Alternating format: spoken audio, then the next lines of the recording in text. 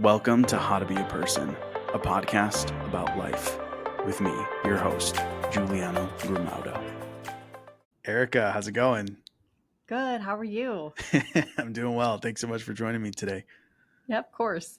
Yeah, so I have never met you before. And right before this, we talked very little. Yeah, So tell me a little bit about yourself and we'll just go from there. absolutely. So I've actually been in the marketing industry for about 25 years. Okay. And I'd say about, 3 years ago or so, maybe a little longer, I decided to kind of take a detour. I'd become like very burnt out on marketing. And my family have owned a pizzeria since 1960. Wow. So I actually went in there and helped my dad, who was recovering from heart surgery. And I remember at the time him being like, I don't believe in marketing, but I was like, I'm just going to help him. Um, I don't believe so, in, what does that mean? it was funny because he was like recovering from heart surgery, had this pizzeria, and we've had it our whole lives. And it was Yeah. kind of like, it's sort of like broke even. And so I kind of felt like, oh, he needs to get out of the house. Like, let's go to the pizzeria. He can go. And while I'm there, I'm just going to like help him with marketing. And he was very grumpy and was like, I don't believe in marketing. And so we ended up on this journey where we quadrupled his business with marketing. And I wrote a book about my grandfather's journey from Italy to America and how he opened this pizzeria. And I sort of like created this whole nother career of like this pizza books, and I have a pizza podcast, and I'm about to go to Italy and film pizzerias, and it just What? it morphed into this whole other thing that was a little bit unplanned. That's amazing. Well, Yeah. we have some things in common. Both of my parents were born in Italy.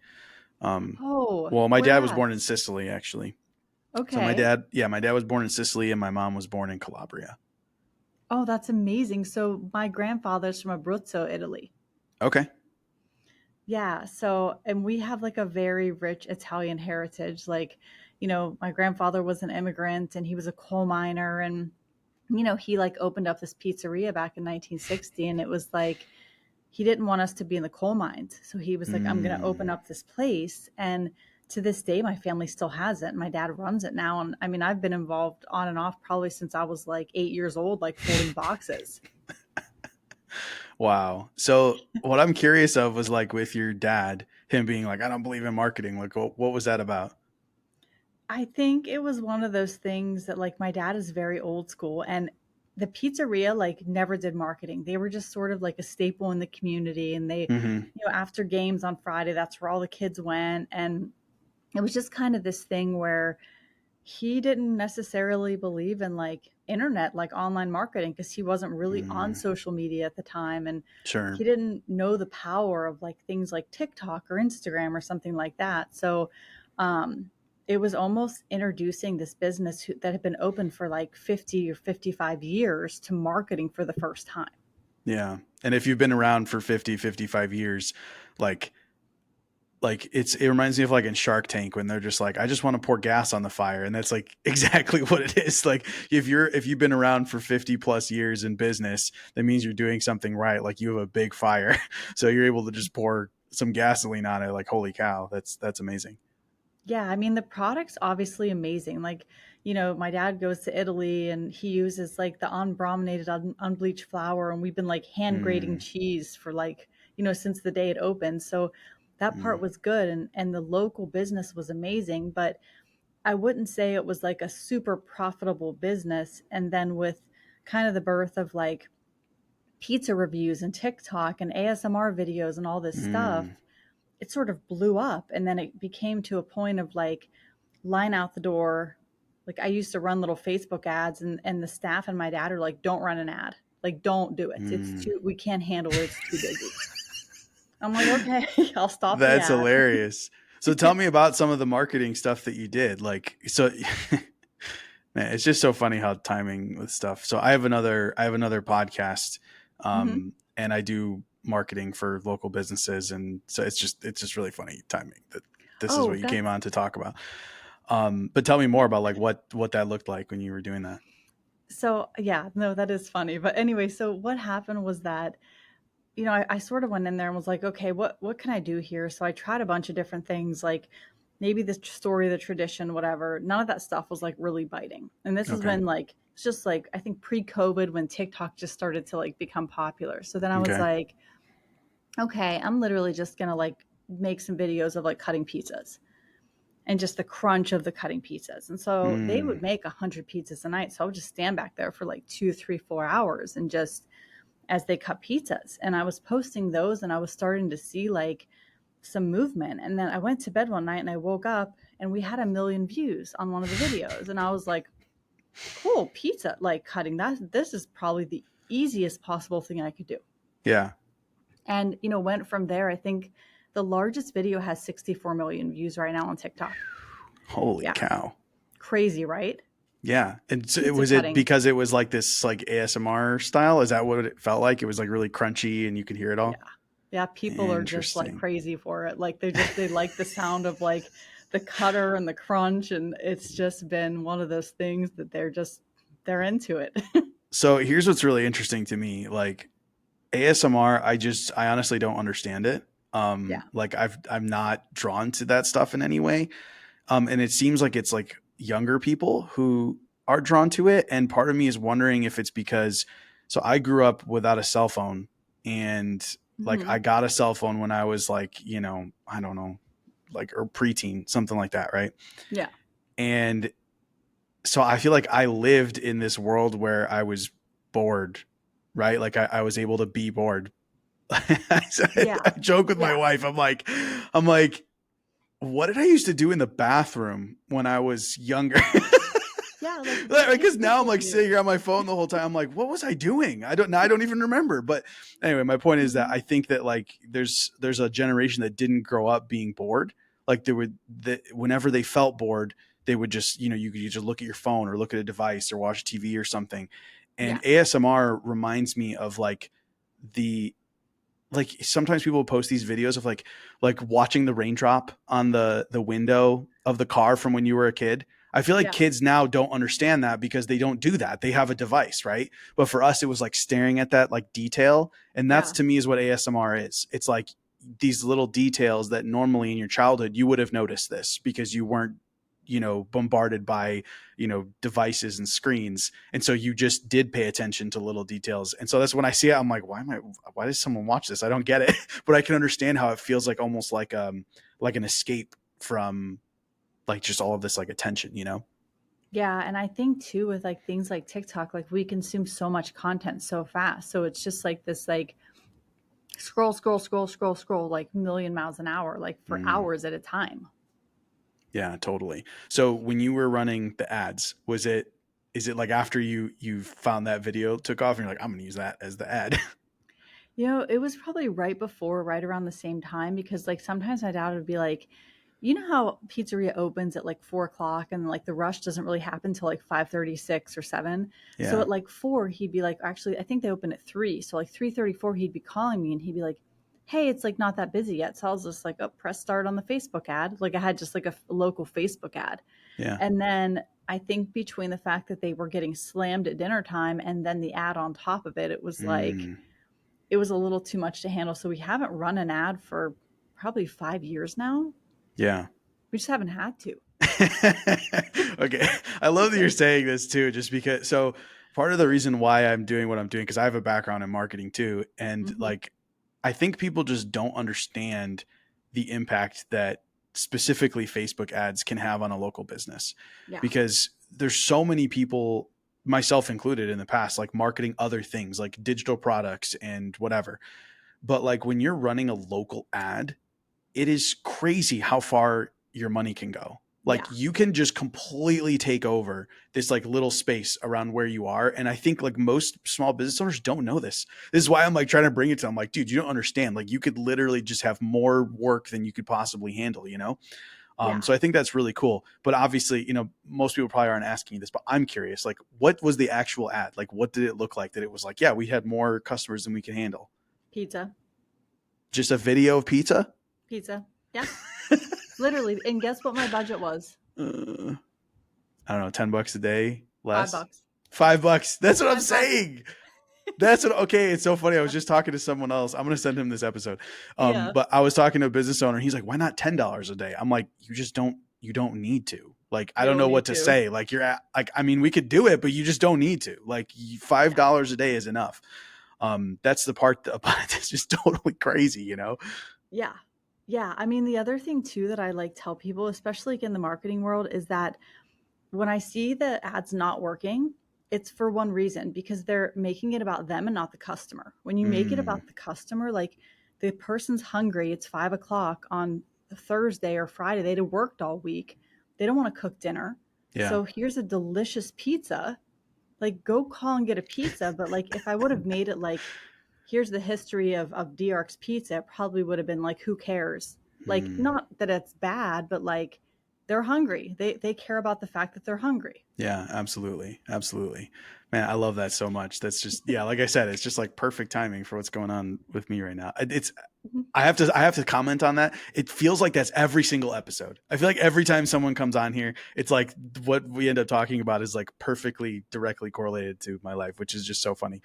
Yeah. So I appreciate you coming on. So Yeah. tell me more. Like, so you started running these ads, and now you're like, we don't even have to run ads anymore because it just grew so much. Yeah. So yeah, we were, ran the ads, stopped running the ads. TikTok blew up. Yeah. There was a line out the door. My dad's in his 70s, so he only wants to open 4 days. It's only Mm, Thursday, Friday, Saturday, Sunday. So it's like wow. you come in from 3 to 9 those days. That's when you're getting a pizza. You're not getting a pizza any other time.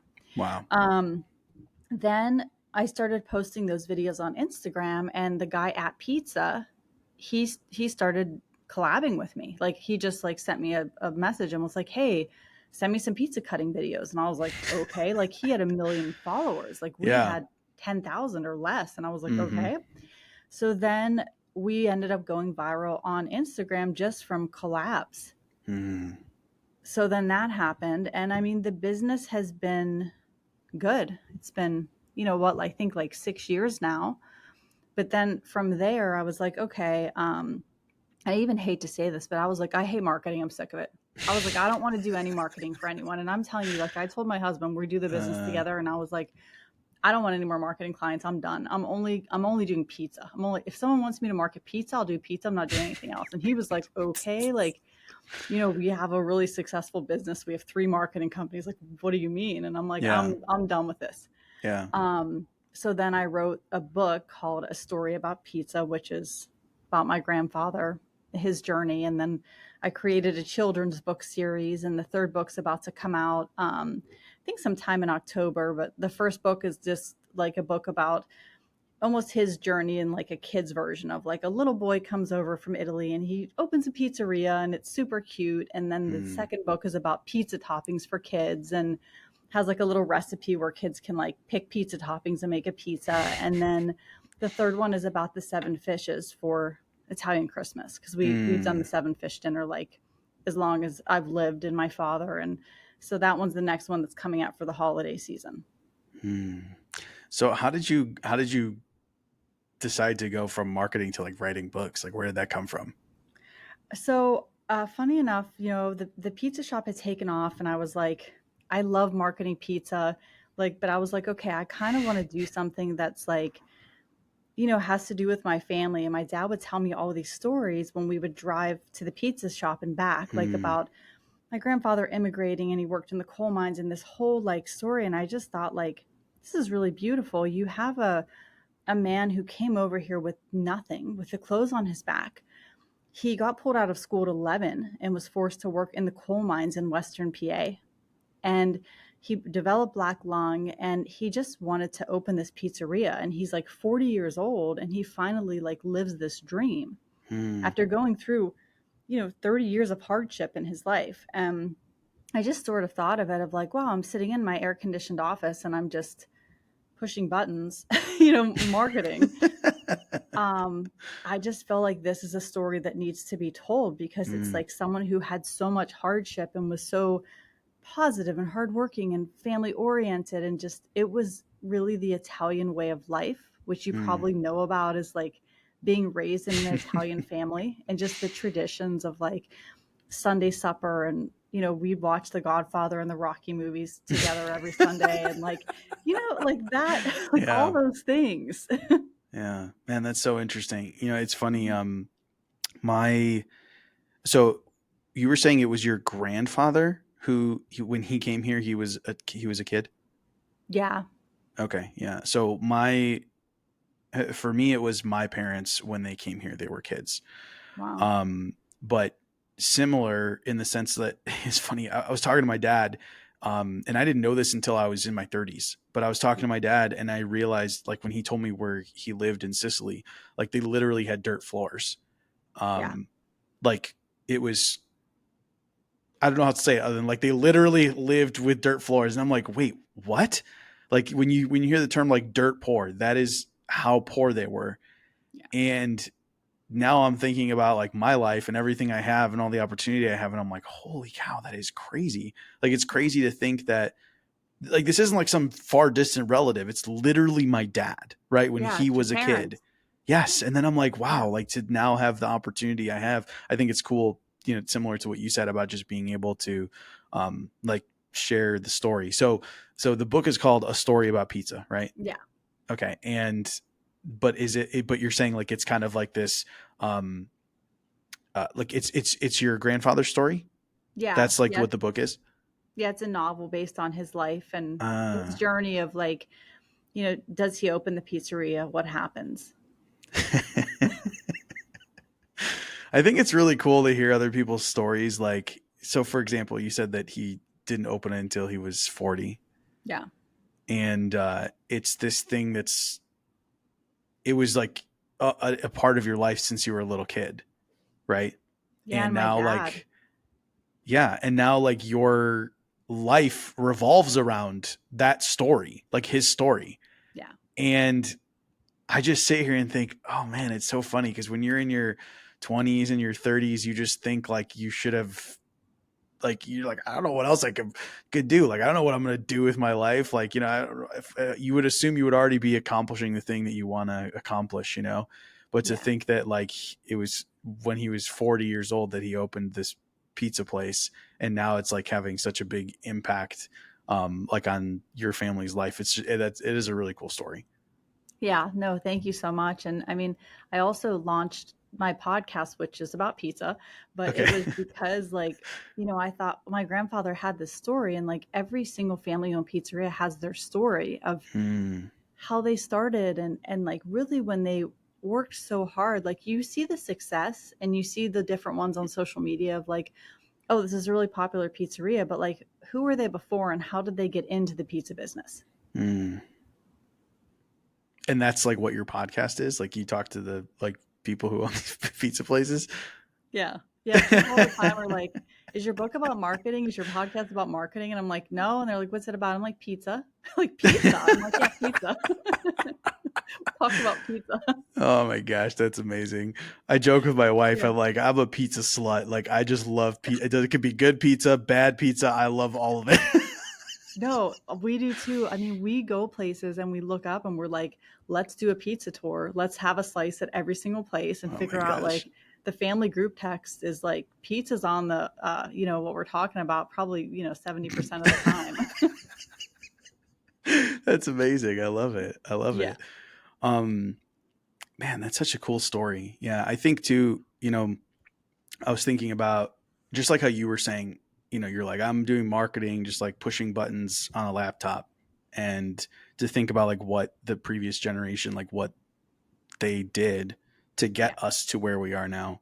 I was having this conversation with one of my other guests where we were talking about that and how when, because I guess there's, my point is that like, I think to truly appreciate what they did is to like use the opportunity that we have, right? So we can sometimes feel like guilt, right? Almost like what you were saying is like, well, I'm just sitting here typing on a laptop and that dude was, in a coal mine. Yeah. Or me, same deal, right? Like, I'm sitting here driving a Tesla and my dad, had dirt floors growing up, right? Yeah.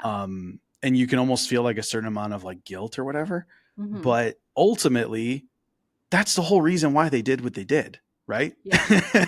They did those things, of course, for themselves to have a better life, but also for their kids to do so and for the next generation after them too. And like to truly appreciate what they did is Yeah. to take advantage of all of the opportunity that you have now. Yeah. Yeah. The Italian way was to take care of your family and to provide opportunities for your family. I mean, my dad was the first one in the entire family that went to college. Mm. So that was a really big thing. And then he became a doctor of education and he was a superintendent for schools and still ran the pizza shop. But my grandfather was very proud of that because he helped my father to get to that point. Mm. Yeah, it makes me think too. So we just had a baby like 3 months ago. I say we, my Congratulations. wife, right? Yeah, My yeah. wife is the one that did it. Um, but that's like the same thoughts that have gone through my head. It's like, wow, that's kind of cool. Like thinking, okay, my dad grew up dirt floor, dirt poor in Sicily.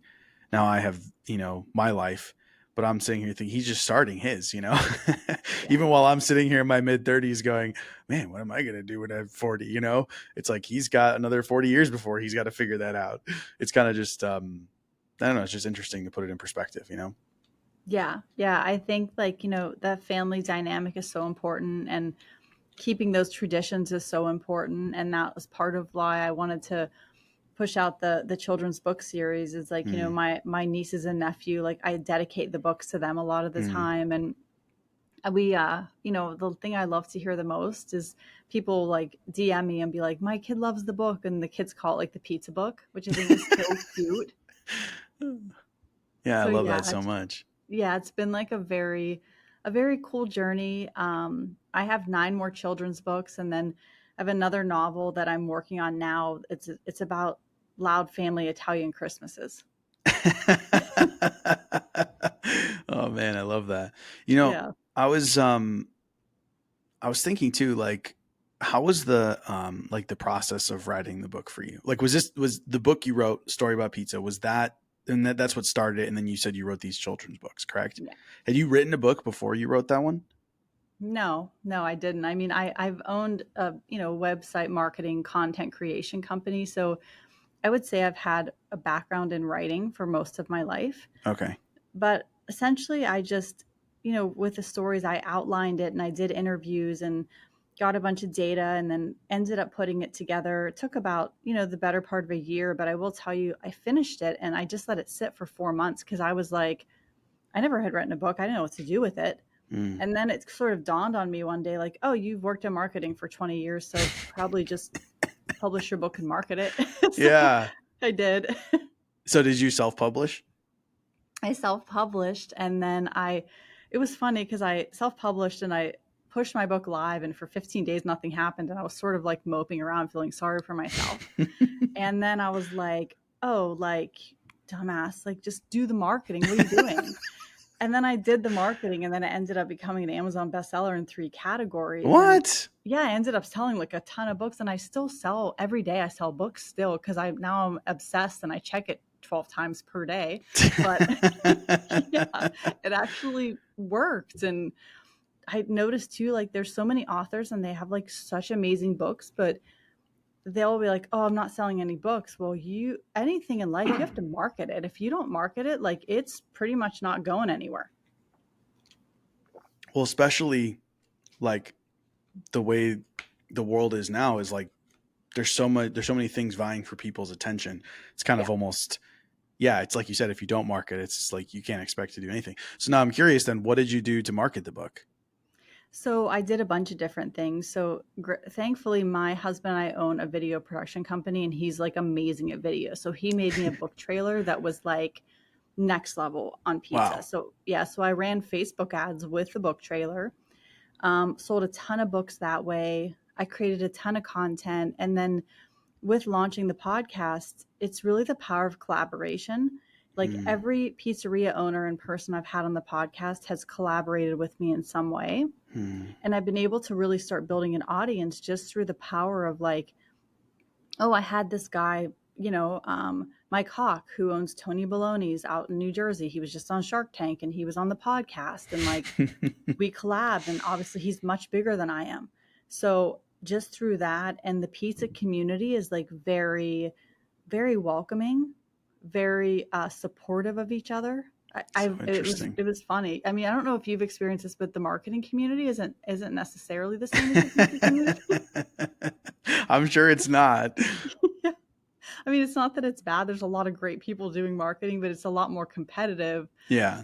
And the pizzerias is like, my dad had the same idea of like, we were in the East End of this little town called Wimber, and it was called Little Italy. So you had like DRX Pizza, you had Rizzo's Italian restaurant, you had Leone's Subs, you had Mimo's, which was a pizza place. And it was like, you didn't compete. We were all friends. Like we'd go to Rizzo's and have dinner Saturday night. Every weekend we get a Leone's Sub. And then even today I see the owners of these other Italian restaurants in the pizza shop eating our food. So it's just like a different type of vibe of like this community and this collaboration. And even if you're competing with the pizzeria next door and his oven breaks, you're going to be over there helping him fix the oven. Yeah, that's so interesting. It's so, I believe in like the power of competition, but also like exactly what you said, where it's like, yeah, but we're also all in it together. Like we're all, it's like we're all basically trying to accomplish the same thing. And there's like enough like room to go around for all of us, if that makes sense. Yeah, I mean, for sure. Like, it's this idea of like, it doesn't make me do worse that you're doing better. Yeah. If you do better, I do better. Yeah. So I want you to do better. But then we all do better together versus like, oh, I'm going to cut this person down because it's going to make me do better. I think just like on a karma side, you just don't want to do it. Yeah, exactly. So I just realized I never asked like where this was. Where did you say it was the pizza place? So it's right outside of Pittsburgh. Oh, okay. Yeah. A lot of immigrants from Italy, I noticed, came into places like Pittsburgh, New Jersey, New York. And that Wimber, PA is a very much of a town where a lot of people from Abruzzo came there. Where is Abruzzo at? So it's kind of on the east coast of Italy. And it's right on the water. It's sort of in the middle of the country. Okay, and gotcha. It's very beautiful because it has, there's mountains, and then you also have the sea. And so one of the best things to eat there is seafood. So I'm getting ready to go there in about 2 weeks. And I'm really looking forward to it, honestly. Yeah, that sounds awesome. That's amazing. It's kind of funny for all this talk about, where I come from. I actually haven't been to Italy before. Oh, you have to go. Yeah. Yeah. I've been saying that for years. I'm like, when am I going to actually do this? Yeah. We decided to do it's kind of like a hybrid, like, helping my parents. My dad's getting his citizenship right now. So nice. Yeah, he's been in and out of Italy for the better part of the last year. And then we just thought, okay, we can go and we can film a bunch of pizzerias over there and just make it kind of like a work trip, but also just kind of enjoying time together. Yeah, that's so awesome. That is so awesome. Yeah, when you were talking about where people ended up, my family was all in Chicago. Okay. But my dad and my mom, they came when they were kids, so they weren't together, obviously. But they both, both of their families ended up in Chicago, and then they met each other, and then now I'm here. Yeah, and what's your favorite kind of pizza? Oh, that's a tough question. Okay, so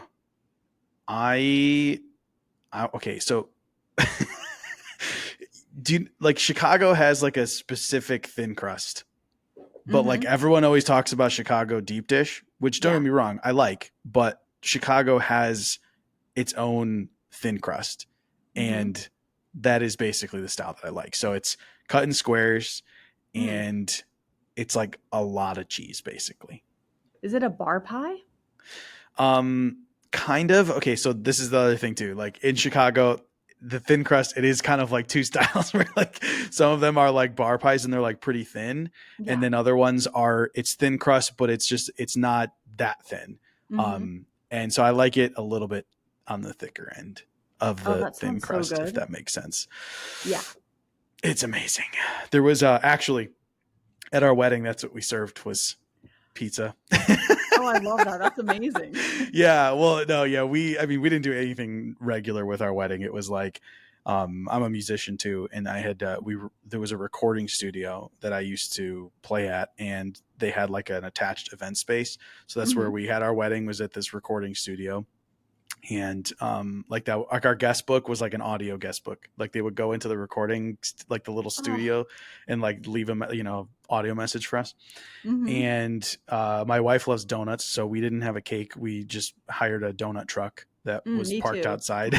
Yeah, that's awesome. Yep. And then it was kind of in between meal times. Like it was our wedding, like the reception, it fell in between. It was like 2 to 6 or 2 to 7 or something. Hmm.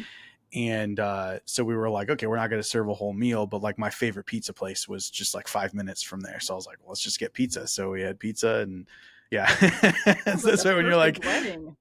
yeah, it honestly was awesome. It was a great wedding. Um, but like, so that's, I mean, I love pizza, obviously, as you could tell, right? That was the only thing I served at my wedding. Um, Hmm. and so obviously I was really excited when you're like, I want to talk to you. And I was like, pizza. It's all about pizza. Let's talk. Yeah, no, it is all about pizza.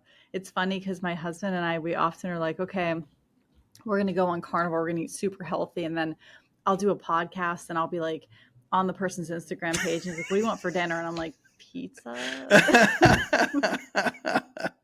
Okay, what about you? What's your favorite type of pizza? So I like the round, thin New York slice. That's my favorite. I mean, my ultimate all time favorite is my family's pizza. Okay. I just love it. But it's very much like kind of what you said. Like it's not super thin, but not super thick. And it's a Yeah. rectangular pizza and it's cut in like 15 slices. Mm. And it's an Abruzzo style pizza, but it's really different from any other pizza I've ever had. It's so good. And the thing I like the most about it is you can grab a corner slice, an end slice, or a middle slice, like if you don't like crust. Mm. So yeah, you can pick, but generally it's going to be New York style, plain cheese, and then from there, usually my husband are like, "All right, what do we try next?" Like after the plain cheese pizza. Yeah. That's so funny because I'm the same way. Like I will, well, when I get deep dish, I usually just get cheese. Yeah. And then when I get the thin crust, I do actually. I live in Arizona, and there's a place called Vero Chicago Pizza, and like Oh. that's the closest I could get. I mean, every time. So I've lived in a few different places. Okay, I grew up in Chicago, but I lived in California for a little while. I lived in Mhm. Florida, back in Chicago, now in Arizona. And every time I've moved, I've always been like, I gotta try all the pizza places. Try to see if I could find one Yeah. that's close to what I used to get back in Chicago. And this one is the closest I could get, but I do have to ask for extra cheese. If you don't, it's not like, yeah, this isn't close enough. You have to ask for extra, and then it's like, okay, this is very close to what I used to get. But I'm the same. I keep it super simple. Like with the deep dish, I'll do cheese, and then when I do thin crust, I usually would just like pepperoni, like Yeah. nothing crazy, See, Yeah. that's the thing Yeah. too. I just realized that's something that's different about Chicago pizza is they normally put the toppings under the cheese. It's true. Yep. I didn't. It's just things like I don't think about, right? Because you just grew up, like just like with you, probably at some point you realized, wait, you guys don't do pizza the same way. Because I just grew up eating pizza this one way, and I didn't know. I was like, why is it like when you would go and you're like, why is the pepperoni on top? Like, what are they doing? Oh yeah, no, like my grandfather, the pepperoni pizza, he doesn't cook it on. He puts it on after because he said it's too greasy. So then when people would bake the Ah, pepperoni on, I was kind of like, what's happening here? Like, this is strange, but interesting. that was how I grew up. It's so funny. Like, it's so funny how like pizza can be like so different in like Yeah. different places. You know what it reminds me of is like, so like on the West Coast here, like In and Out is like super popular, and I I go to love In In and and Out. Out. See, that's what Yeah. I'm saying. I Yeah. I've like going. I'm like, this is terrible. I don't like this. But the point is not to tear down In and Out. What I mean is that like everyone has their like thing where they're like, no, no, no, this burger place that I used to go to when I was a kid, like has its own thing, and they have this like nostalgia of like, oh, I just love that burger or Yeah. whatever. And it's the exact same way with pizza. There's like all these different types, and it's so funny how people are like, that's not real pizza. Hmm. No, it's Depending on true. whichever one they're eating. Well, and like so many of these pizza owners, I love it because they're like, this is the pizza I grew up on, and they have all this nostalgia, and then they recreate that pizza in their pizzeria. Hmm. And so, like, almost everyone I talked to is like, when I was a kid, I used to go here, and this is how the pizza was. And so I modeled my pizza after this. That's what you see. Like for the most part, that's what like the story is like about the pizza they make. A lot of it, and a lot of it is Oh. like, hey, I had this other job and I was really unhappy and I love doing pizza, and an opportunity presented itself, and like just like these complete career changes of like, Mm. hey, like I just talked to a guy actually earlier today. He was on my podcast and he was a mortgage broker, and he was like, I'm doing pizza. And he literally just moved to pizza. And now he owns a pizzeria in Austin. What? And yeah, it's like amazing. He makes all these like different like hybrid pizzas, and he does like slice of the month, which is like just something he creates every month off the menu. And it's just like this cool artisan, like locally sourced ingredients. And it's like a vibe. It's cool. That is so awesome. You know, it's Yeah. funny. So you would know about this. I'm curious because I've actually thought about that before too. Like I'm like, if I ever owned a restaurant, I would want it to be like basically pizza, but also maybe like pasta because that's what I grew up like. My mom, oh my God, my mom's like the best cook I know. And Mm, so I've learned a lot of the stuff that she would make. But it's yeah. also not stuff that you would normally find at like a restaurant. Like when you think Italian food from a restaurant, my mom didn't even make any of that stuff. Like none of it. It was all Hmm. like just like stuff that her mom would make. And that, you know what I mean? And it's like you'd never find it on a menu. Um, so that, but also pizza. But one of the thoughts that went through my head, because I've been reading about this, that basically like, you know, obviously there's a lot of restaurants around, but I've heard that like restaurants aren't super profitable. But what's interesting is what you said about what happened with with his business, where you like increase the profit. I'm curious, like what the deal was there. Like, how would you agree that for the most part, restaurants are not profitable? First of all, second of all, like what did you guys do differently that made it profitable? If that makes sense. Yeah, absolutely. I mean, just statistically, there's a large percentage of restaurants that fail in Yeah. certain amounts of time. So, Yeah. for sure, what I think is the missing element is like you have this amazing chef or you have this amazing person who can cook really well, but knowing the business and knowing the marketing. And those are the Mm. two elements that I really see with like different people like in the industry of like, okay, just for example, my dad was a math teacher. He's super good with numbers. He knows what to charge. He knows what he's paying for Mm. things. I don't know any of that stuff. Like that's not where my strength is, but Yeah. my strength is marketing. So when you have someone who's like, okay, I'm the business. I'm gonna, figure out what the menu is, how much cheese do we use, how much sauce do we use, and all of the processes. And then it was Mm. like, okay, now we need to plug in this missing component, which is the marketing. And the marketing Mm. can make or break the business. Like we went from, a business that was open that I wouldn't say was highly profitable to a highly profitable business in Mm. just less than a year just by consistently doing marketing. Mm. You may run into this where people start doing marketing and when they don't see a result immediately, they quit. Yeah. That's like for me, the number one thing that happens is like they quit before they actually get anything back from it. And Mm. when I have a client, I'm like, hey, like if you're on a diet and you don't lose 30 pounds in 30 days, are you going to quit the diet and just like start eating like junk food every day again? It's the same thing with marketing. Mm. You have to do it for long enough and consistently enough to get a result. And sometimes it takes a year to see something back from it. Now, Mm. I think it's quicker with pizza, especially with like local ads. Yeah, exactly.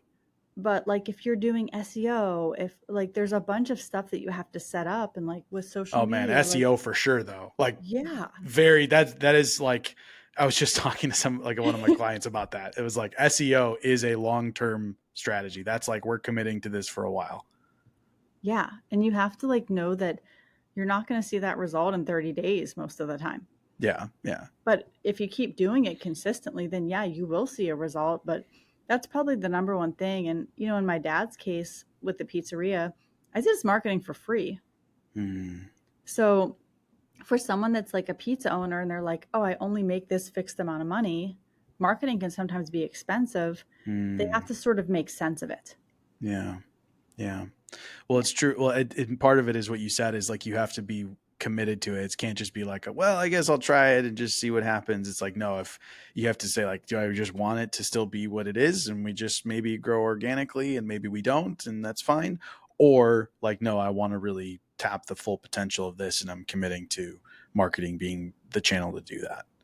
Yeah, absolutely. And like, I don't know if you've gone through this, but I've had this just from being in marketing for 20 years. Sometimes I'll get this call of like, this is our last $3,000 and it has to save us. And I'm like, I don't want the money. Like, I'm not going to do the work and I You're don't like, want the keep money. it. No, I am like, keep it. You're better off to figure something out yourself, because that if you have not done marketing this whole time and you're already drowning, Yep. you're throwing a life vest, but that life vest is deflated. It's going to sink. Like, you Mm, need to think of like, okay, what is it?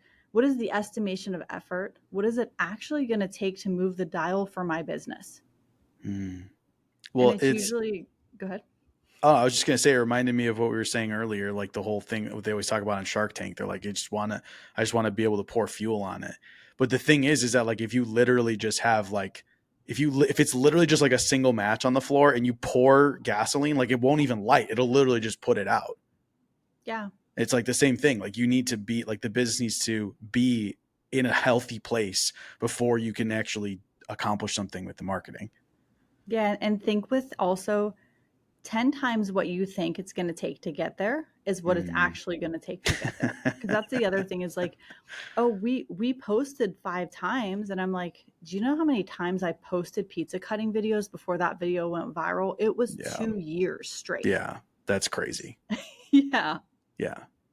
No, it's so true. And the thing is too is like we were talking about this earlier, but like, we live in this world where there's everyone is creating content. Like it literally feels like everyone is creating content. Yeah. And there's only so many eyeballs to look at this content, right?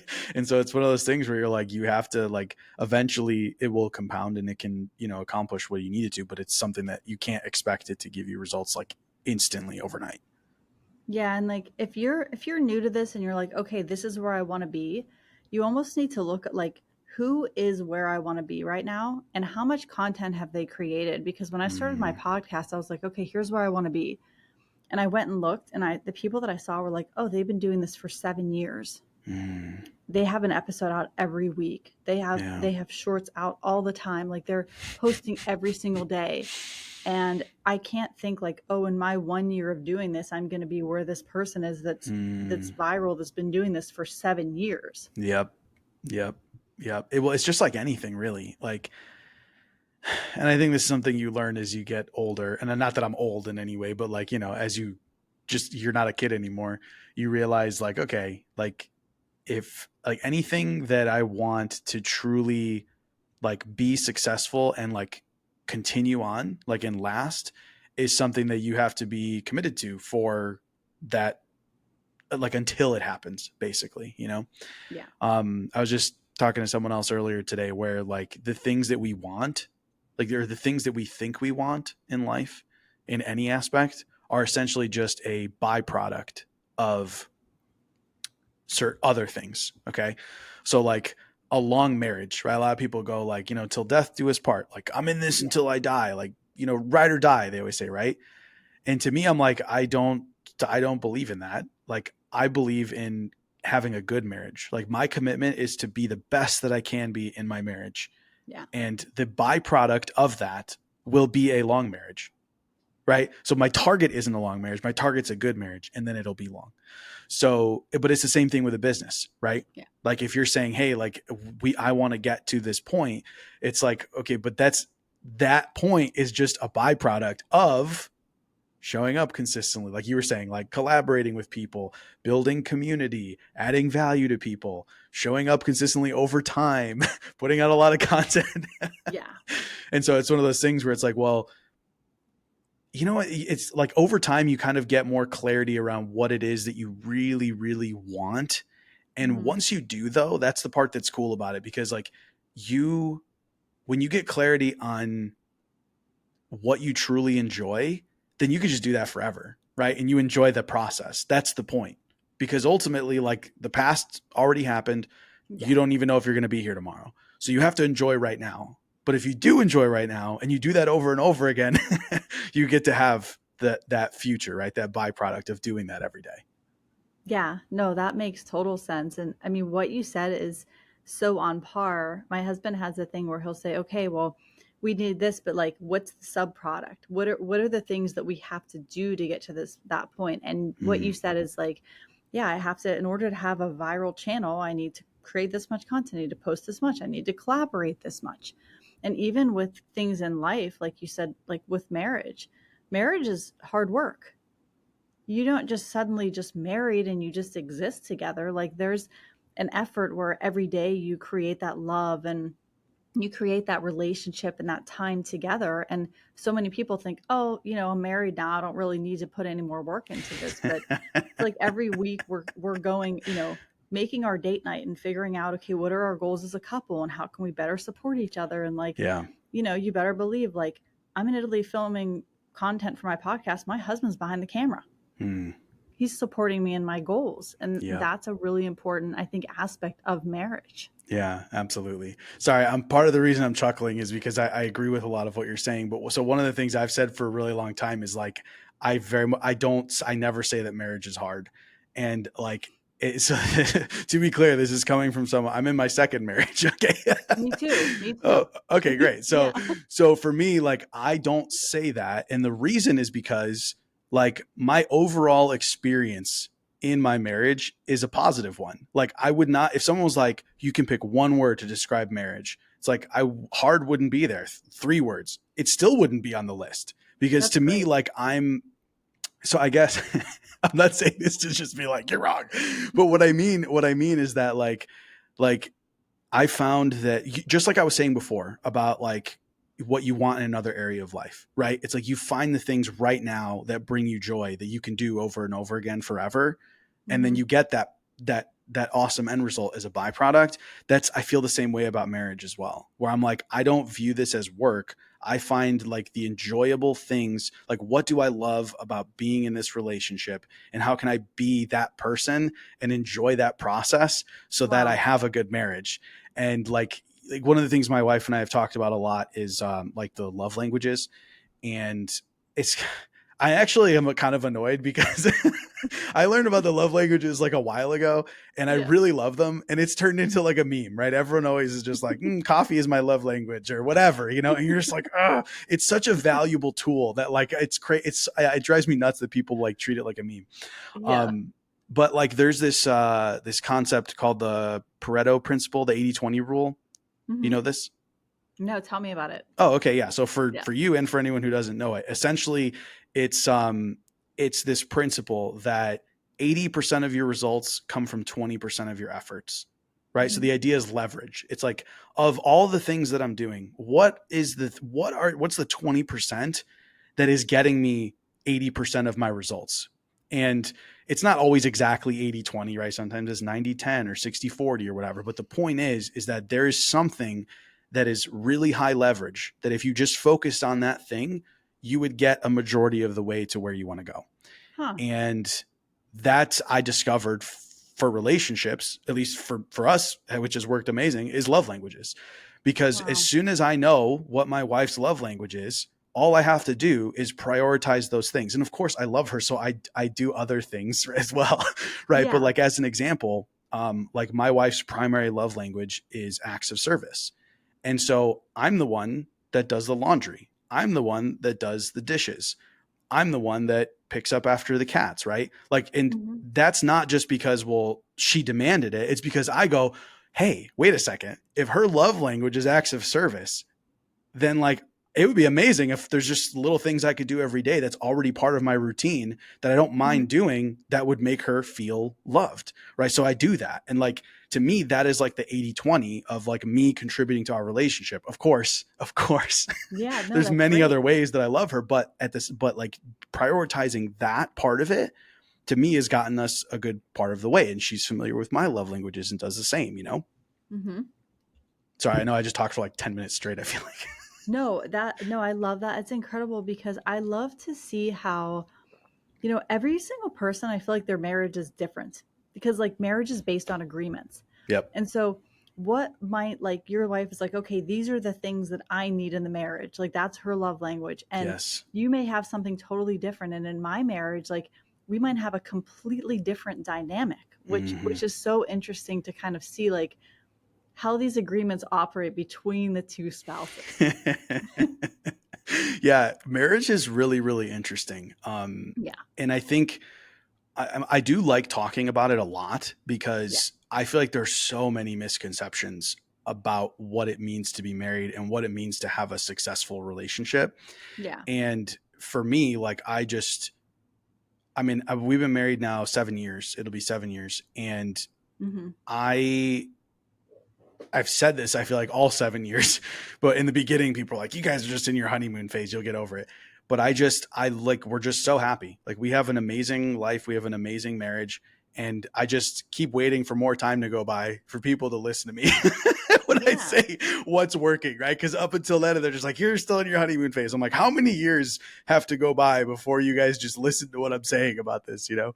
Yeah. Um, but yeah, like you said, I feel like everyone's relationship dynamic is different because of the fact that we all have these different love languages. Are you like really familiar with love languages, or you just kind of heard it in passing? I've heard it in passing, but now that you're talking about it, I feel like it's a super good thing to like look into and like figure out how to apply it to Yeah, marriage. Because yeah. it's like I've also been married for about 8 years now. Well, it'll be Oh, eight okay, years in February. nice. So yeah, quite a while. And it was funny because, the first time I got married very young. And then, Same. I had my daughter, I had her myself for a long time. She was 11 before I got remarried. And Mm, so it was definitely an interesting dynamic of like, okay, we have our relationship and our marriage, but also he became a stepfather and he's an mm, amazing stepfather. But it was like, kind of putting all those things together. yeah, totally. Yeah. So for you and for anyone who isn't familiar with love languages, there's like in this book, okay, like these are just kind of like overarching, but there's like basically five of them. And the idea behind it is that everyone has a different, he calls them love languages because like if I was talking to you and I was speaking, Chinese, and you don't speak Chinese, it doesn't matter what I'm saying, like you just won't get it. And even Yeah. if I like, you can sense my emotion behind it, that's fine, but it still will never be as clear as if we are speaking the same language. And if so, the way he describes it is that when you are speaking someone's love language, right, you are showing them love in the way that they best receive it, right? In the way that they, what he describes is that essentially like the obviously everything, right? Because so there's five categories, right? It's Hmm. acts of service, words of affirmation, quality time, gift giving, and shoot, I forgot the last one. I don't remember. Whatever. The point is there's Yeah. five of them. Okay. All of those things are great, right? Like Yeah. when you hear them, you're like, yes, of course. Anybody would like be like, oh yeah, yeah, I love that. Thank you so much, right, for giving me something, or I love that we got to spend time together, or right, thank you for doing that for me. Hmm. But when you have ones that are like your priority, like what is yours, it's like those are the things that when someone does them for you, it like fills, what he talks about is almost like an emotional bank account. It's like a deposit into this emotional bank account. And the idea is that if you know what your partner's is, like you could just keep making deposits into this bank account. And like when you think about somebody who is like, I always describe like a perfect example of this is like in the honeymoon phase. Okay. Hmm. When you're in the honeymoon phase, I mean, you can see it from the outside. They're almost like, these guys are just like delusionally happy. Like there's nothing that makes them, Yeah. it's almost annoying, right? Yeah. And so I'm very, very much about the future, right? I do not, it's like, I don't want to hold on to the past. I don't want to move backwards, but the Yeah. honeymoon phase is a really good example for this, that Hmm. like you can continue to feel that way. Like not, I would not say at like the same level where it's just completely delusional, but Yeah. like 80% of the way there, right? You want to talk 80/20? It's like 80% of the way there, you can continue to feel that way. But the reason is because when you're in that phase, it's almost like it's this overflowing, right? Like it's like overwhelming the amount of emotion you have for Yeah. this other person. And when Yeah. you know the person's love language and you just like, I'm just going to keep depositing in there, it's does the same thing. It's basically that person is like overflowing with love, and they're able to, you view them in a better light, but they're also able to just be the best version of themselves because they feel so loved. Wow. Yeah, I think that's definitely like a foundation for success in a marriage is to have that love and kind of create that energy together because it's definitely like an energy.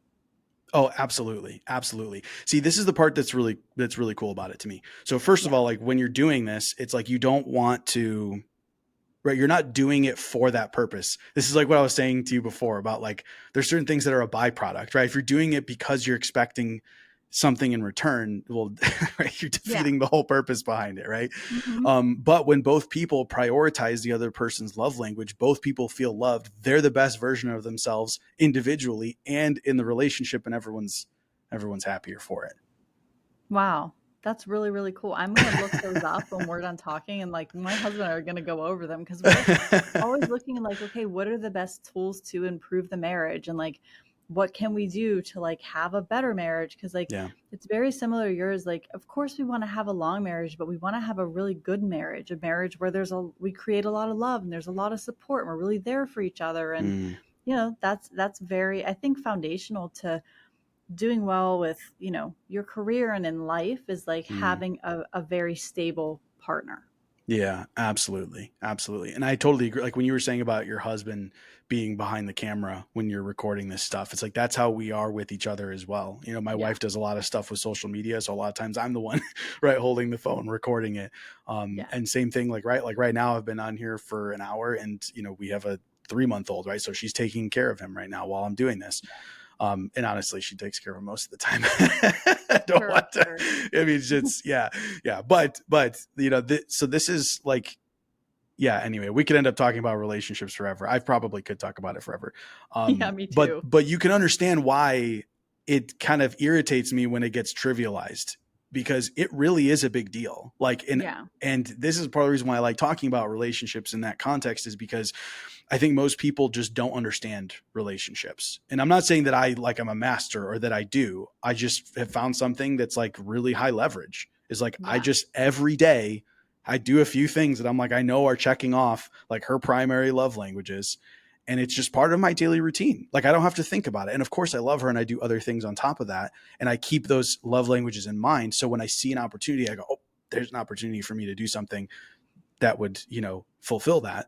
Yeah. Um, but like, if you want to talk about like high leverage, like having a good relationship without having to describe it as like marriage is hard, right? It's like, Yeah, that's it. It's sure. like having these little things in your back pocket. You're like, I just know that makes her feel loved. I'm just going to do that. I'm going to do that Yeah. at every opportunity I can. And the other one's cool. If I do it, great. But if not, like this is the one, Yeah. Um, yeah, we read the book, I think is called The Five Love Languages. And Okay. we read it together before we got married. And yeah, again, I could sit here and talk about it all day long.